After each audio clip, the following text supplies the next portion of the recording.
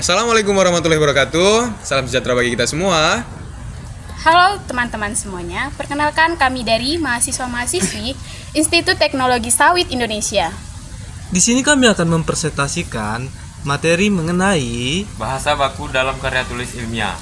Adapun dari kelompok kami yang terdiri dari saya yang bernama Yuda Aditya Sipahutar, saya David Tuadi Eksaudi Tambunan, Saya Dodi Mauros Rubakti. Dan saya Mariana Elizabeth Boru Pardede.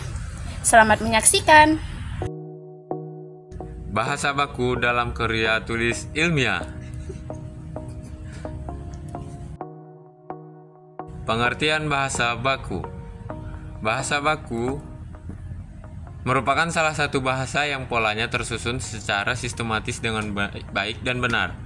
Dalam masyarakat Indonesia yang beragam, bahasa baku dijadikan alat komunikasi yang sah walaupun tidak selalu digunakan dalam kehidupan sehari-hari.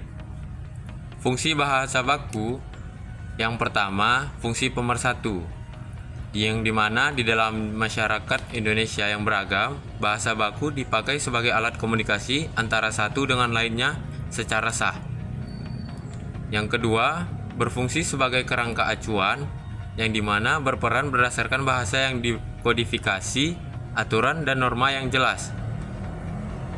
Dan yang ketiga, fungsi kewibawaan, yang dimana upaya bangsa demi mencapai kesetaraan dengan peradaban lain dengan memperoleh bahasa dasarnya sendiri.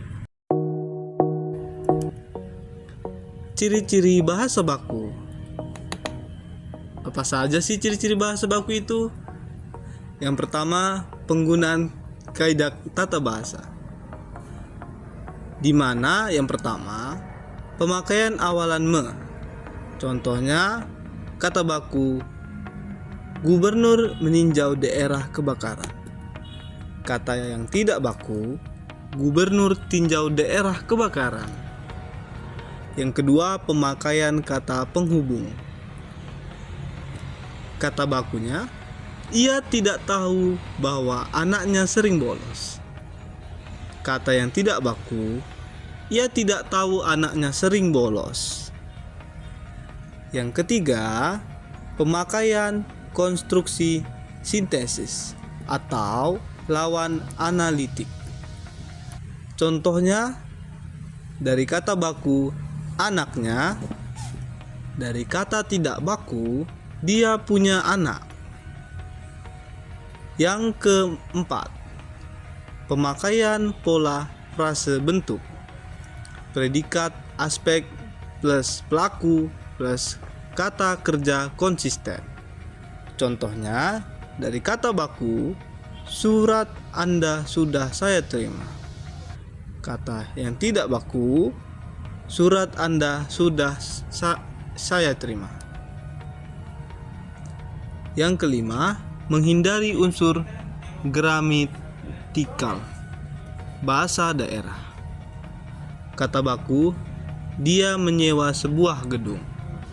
Kata yang tidak baku, dia sewa sebuah gedung. Ciri-ciri yang kedua, penggunaan kata-kata baku. Contohnya, kata baku saya, uang, dan cabai. Kata yang tidak baku, aku, duit, dan cabai.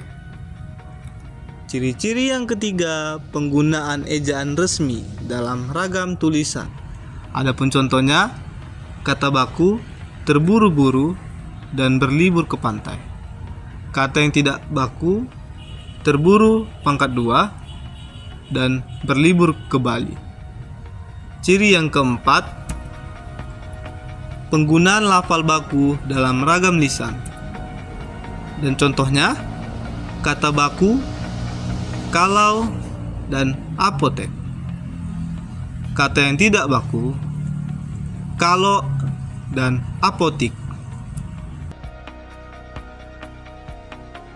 Selanjutnya ada pola penyusunan bahasa baku pada karya tulis ilmiah, di mana pola penyusunan yang pertama yaitu kemantapan dinamis, di mana kosakata yang digunakan tidak berubah-ubah dan tidak kaku. Yang kedua, memiliki sifat kecendekiaan, di mana kata yang diucapkan berdasarkan penalaran yang teratur tanpa mengubah kosakata yang benar. Kemudian yang terakhir ada penyeragaman kaidah ataupun dalam arti penyeragaman bahasa.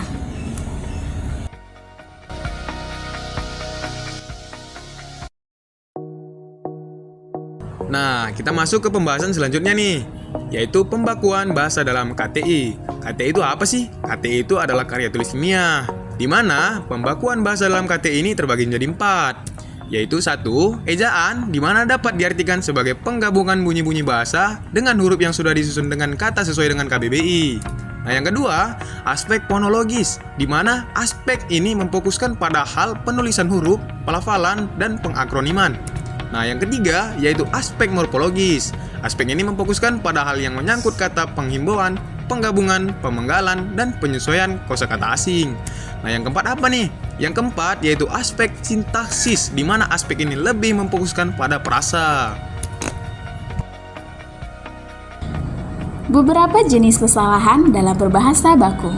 Adapun kesalahan dalam berbahasa baku meliputi yang pertama, kurangnya adaptasi, di mana masyarakat masih banyak yang terbawa oleh budaya daerah, sehingga membuat bahasa baku seringkali tidak digunakan. Yang kedua, kesalahan analogi, di mana sering terjadi kekeliruan suatu argumen berdasarkan perbandingan yang menyesatkan atau tidak masuk akal. Kemudian yang ketiga, ada hiperkorek, di mana kesalahan berbahasa seseorang yang di mana membetulkan bentuk yang sudah benar menjadi bentuk yang salah. Kemudian yang terakhir ada kontaminasi ataupun rancau, di mana pemakaian kosakata yang bertukar-tukar ataupun tidak beraturan.